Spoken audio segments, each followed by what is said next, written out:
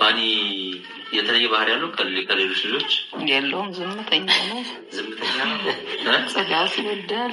ጽዳት ከሳምሪ ጋር ወደ ትዳር ሲገባ አብሮ መኖር ሲጀምሩ ምን አሉ እርስዎ? ምን ትላለህ? ምንም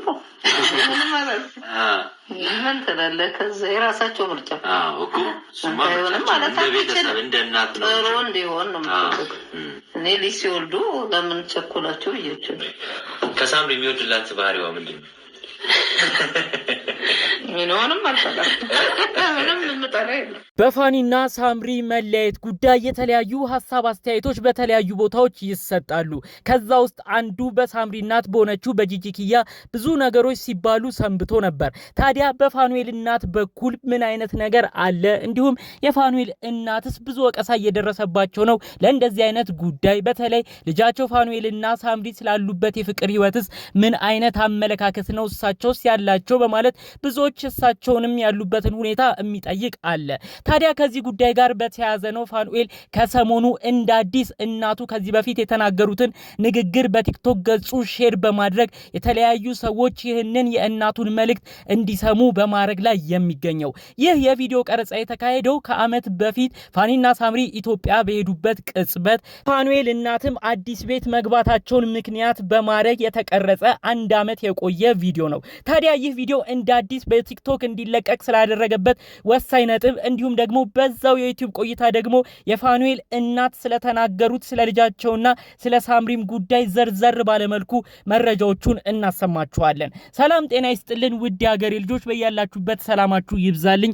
ዛሬም አዳዲስ በሆኑ ጉዳዮች ብቅ ብለናል። ለዚህ ቻናል አዲስ ከሆናችሁ ሰብስክራይብ በማድረግ ሁሌም እንለቃቸው ታማኝነት ያላቸው መረጃዎች እንዲደርሱ ይሁን።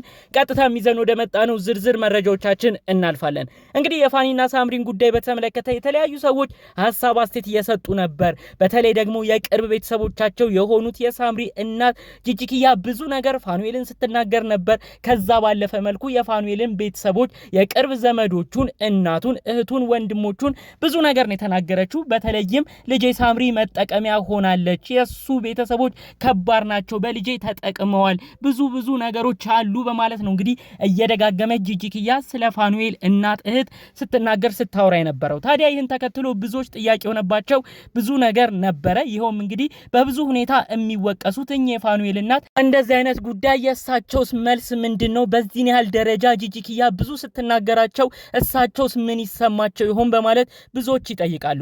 ታዲያ ጠቅለል ባለ መልኩ ከዓመት በፊት የተቀረጸ አንድ ማራኪ ወግ ላይ የተለቀቀ ፕሮግራም አለ። ቅድም እንዳልኳችሁ ፋኒ ሳምሪ እናቱ በመሆን አንድ ላይ በመሆን የሰሩት የዩቲዩብ ቪዲዮ ነው።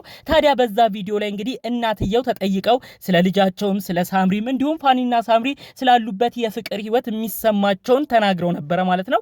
ታዲያ የፋኑኤል እናት የተናገሩት ይህ ንግግር ነው አሁን ላይ እንደ አዲስ ደግሞ እንግዲህ ልጃቸው ፋኒ ራሱ በቲክቶኩ ሼር እያረገበት የነበረው ማለት ነው። እንግዲህ የፋኑኤል እናት 5 ጥያቄ ነው በዛ ቆይታ ላይ የተደረገላቸው። ታዲያ የተናገሩት ግን ወሳኝና ነጥብ ያለው መልእክት ነበር ማለት ነው። የፋኑኤል እናት እንግዲህ ስለ ፋኒና ሳምሪ የፍቅር ህይወት ምን አይነት ሐሳብ አለው ተብለው ሲጠየቁ ያው በልጅነታቸው መዋደዳቸው መጋባታቸው ደስ ቢለኝም ልጅ ግን ቀደም ብለው በመውለዳቸው ትንሽ ቸኮላችሁ ብዬ ነበር። ነገር ግን ልጄ ፋኒ ራሱ ይሄው አንቺ ራሱ ስትወልጂ እኮ እኛን በልጅነትሽ ነው ብሎ ስለተናገረኝ በቃ እናንተ ከወደዳችሁ ያላችሁበትን የፍቅር ጊዜም ከተማመናችሁበት እናንተ ደስ እንዳላችሁ ብዬ ፈቀድኩኝ ያሉት እንግዲህ ፋኒና ሳምሪ በቶሎ ከመውለዳቸው ጋር በተያያዘ እንግዲህ የሳምሪ እናት የሆነችው ጂጂም ደግሞ የራሷን ሐሳብ አስተያየት በተለያዩ ጊዜያቶች ላይ ይህን በተመለከተ ስትናገር ቆይታ ነበር።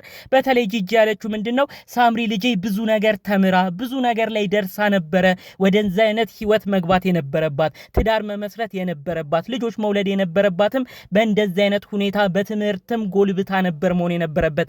ትልቁ ከፋኑኤል ጋር ጥሌ የነበረው ትልቅ ጭቅጭቅም የነበረው ልጄን ከዓላማ አሰናክሏል በሚል ጉዳይ ነበር እያለች ጂጂም የራሷ የሚሰማት ነገሮች ከዚህ በፊት ስትናገር ነበር ማለት ነው። ታዲያ ይህ የሚያሳየው እንግዲህ በፋኑኤል ቤተሰቦች በኩል በእናቱ በእናቱም በኩል ያው እንግዲህ ልጃቸው ቶሎ መውለዱ ትንሽ ቅር እንዳሰኛቸው ነው በቀደም በነበረው ቃለ መጠይቃቸው ላይ የገለጹት። በአጠቃላዩ ግን ሁለቱ ከተማመኑ እኔ ደስተኛ ነኝ በማለት ጭምር መልእክታቸውን አስተላልፈዋል። ከዛም ባለፈ መልኩ ሳምሪን እጅግ እንደሚወዷት እንደሚያከብሯት በተለያዩ ጊዜያቶች ላይ ወደ ኢትዮጵያ በመጡ ቁጥር ደግሞ በፍቅር በሆነ መልኩ ከሳቸው ጋር እንደተለያየችም ጭምር ነው የፋኑኤል እናት መስክረው የነበረው። ታዲያ ይሄ ጊዜ እንደዚህ አይነት መሆኑ መጥቶ መለያየታቸው ተሰምቶ አንዱ ያንዱን ቤተሰብ በዚህን ያህል ደረጃ ብዙ ነገር ሲነጋገሩ ማየት በጣም የሚያሳዝን ነገር ነው። በጥሩ ጊዜ በደጉ ጊዜ ምን ያህል ክብር ተሰጣተው አብሮ የኖሩ ቤተሰቦች እንደነበሩ የፋኑኤል እናት ከንግግራቸው ማወቅ ይቻላል ማለት ነው። 3 ጊዜ ወደ ኢትዮጵያ መጥተው ነበር። በ3ቱም ጊዜ የልጃይ ጸባይ እንዲሁም ደግሞ የሳምሪዬም ጸባይ ምንም የሚቀየር አልነበረም፣ ሳምሪዬ ሁሌ እንዲነበረች ብለው መስክረውላት ነበር። ሌላ በኩል እንግዲህ የፋኑኤል እናት ስለ ልጃቸው ጸባይም ተጠይቀው እንደዚህ ብለው መስክረው ነበር። ልጄ በጣም በቃ እርጋታ ያለው ልጅ ነው፣ ንጽህናን የሚወድ ነው፣ ሁሉ ነገር ደግሞ በጥረት የሚያምን ልጅ ነበረ።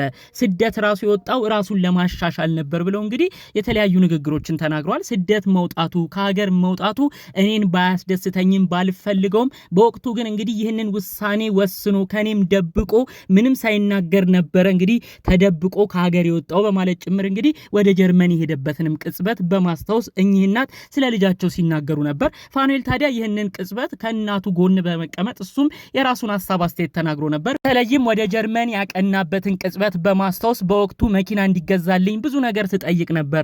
ታዲያ እንግዲህ እናቴ የተለያዩ ሪስኮችን በማመዛዘን ቶሎ ሺ ብላ ምንም አይነት ነገር ስላላረገችልኝ እኔ ስደትን እንደ አንድ አማራጭ አድርጌ ለቤተሰቦቼም ሳልናገር የራሴን ህይወት ለማሻሻል ለቤተሰቦቼም ለመትረፍ ስል ስደትን አማራጭ አድርጌ ወደ ስደት ወጥቻለሁ ብሎ እንግዲህ ያሉትን ነገሮች ተናግሯል ማለት ነው። ታዲያ ይህንን የስደት ጉዞንም በተመለከተ በዛኛው በኩል የሳምሪ እናት የሆነችው ጂጂኪያ ደጋግማ የተናገረችው ነገር ነበር። በተለይ እሱ ባህርተኛ ነው፣ በባህር የመጣ ነው፣ ለልጄ በፍጹም አይመጥንም፣ ልጄ የተማረ ሰው ነው የሚገባት እያለች ነው ደጋግማ ስትናገር የነበረው። በተለይ ጂጂ የምትናገረው ወሳኝ ነጥብ ነበረ።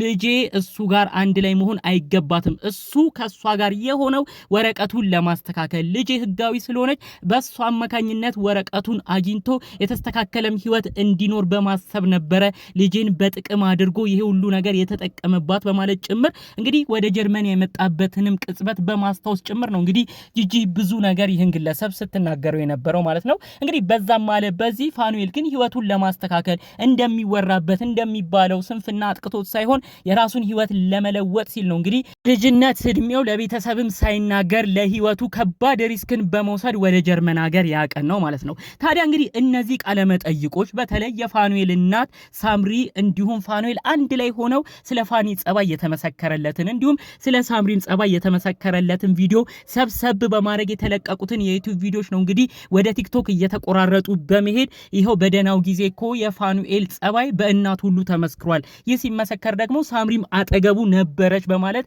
የተለያዩ ሀሳቦችን በመያዝ ሰዎች ይህንን ቪዲዮ በቲክቶክ ሲቆራርጡ ሲለቁ የነበረው። ታዲያ ይህንን ቪዲዮም ነው እንግዲህ ፋኑኤል ይኸው በደጉ ጊዜ የተባባል ነው በማለት በራሱ የቲክቶክ አካውንት ላይ ሼር በማድረግ ከዚህ በፊት እናቱ የመሰከሩለትን ነገር ወደ ቲክቶክ ገጹን በማምጣት ሪፖስትን በማድረግ እነዚህን ቪዲዮዎች እንደ አዲስ ሰው በሱ በኩል ያለው ይህንን ጉዳይም እንዲረዳው በማድረግ ጭምር እናቱ የተናገሩትን ንግግር ሰውም እንዲያይለት ሲያደርግ የነበረው ማለት ነው። እንግዲህ አሁንም ቢሆን እኛ የሚሰማን አንድ ወሳኝ ነጥብ አለ። ፋኒና ሳምሪ ልጆች ወልደዋል፣ ተለያይተው የማይለያዩ ሰዎች ናቸው። ምንም ቢሆን የከፋ ነገር በእነዚህ ቤተሰቦች መካከል አልፎ ተርፎ መናገሩ ጥሩ ነው ብዬ አላስብም። ፈጣሪ አምላክ ብሎ አንድ ላይ የሚሆኑበት ነገር ቢፈጠር አሳፍር ነገር አንዱን በጣም ዝቅ አድርጎ የተናገረው ሰው መሸማቀቁ አይቀርም። ስለዚህ እነዚህ አይነት ነገሮችን ከግምት ውስጥ በማስገባት ቢቻል እነዚህ ልጆች የሚስማሙበት ነገር እንዲፈጠር ማድረግ፣ መልካም ነገሮቹን ማውራት፣ ካልሆነም ደግሞ እንግዲህ ሀሳብ አስተያየት ከመስጠት መቆጠቡ የተሻለ ነው ብዬ አስባለሁ። የፋኑኤል እናት እንግዲህ በተባሉት ነገሮች በተለይ ከተጣሉ በኋላ ብዙ ወቀሳ ስለደረሰባቸው ጉዳይ ምንም አይነት የመልስ ምትን የሰጡት የለም። ነገር ግን ከዓመት በፊት በተቀረጸ ቪዲዮ ለፋኒም ለሳምሪም ጥሩ አመለካከት እንዳላቸው ሁለቱንም እንደሚያከብሩ እንደሚወዱም ጭምር ያስተላለፉትን መልእክት እንዲሁም ልጃቸው ፋኒም ጸባይኛ ጽህናውን የሚወድ አክቲቭ ልጅም እንደሆነም ጭምር የመሰከሩበት ቪዲዮ ነው እንግዲህ አሁን ላይ እንደ አዲስ እየተሰማ የሚገኘው ማለት ነው። እንግዲህ በእነዚህ ልጆች መካከል ፈጣሪ አምላክ ገብቶ ቢያስማማቸው ጥሩ፣ ካልሆነም ደግሞ ተከባብረው የሚኖሩበት ነገር እንዲፈጠር የእውነት ከልብን በመመኘት የዛሬውን መረጃዎችን እዚህ ላይ አበቃለሁ። በሌሎች ጉዳዮቻችን እስክንገናኝ ድረስ ሰላሙን ሁሉ ተመኘውላችሁ። ሰላም።